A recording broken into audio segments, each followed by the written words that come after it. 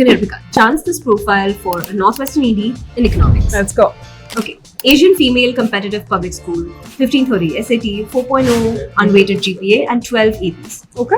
ECs include president of a statewide business organization with 400 plus members. She also was an economic policy intern at the state senate. She was also the creator of a pop culture blog with over 2 million views. And she was also involved in competitive economic research for 4 years. She has awards in multiple national economic research competitions, and her essays include a lot of focus on her pop culture blog and its impact on her thinking. What do you think? Does she have a chance? Let's take it from the top. So basically, Northwestern with a 7% acceptance rate is already very selective.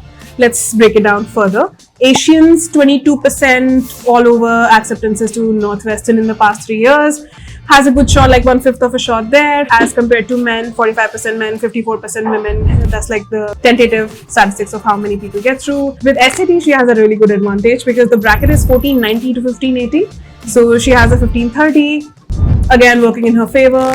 The GPA that they prefer is anywhere from 3.7 to 4. She has a perfect 4, has an advantage there. I do not know any specifics about the 12 APs, so I cannot exactly comment on that. I'm also hearing a lot of, ambiguous leadership activities. I need to know if they all follow a theme, also delves into a very rich academic research-based kind of an overall profile or vibe that it exhibits.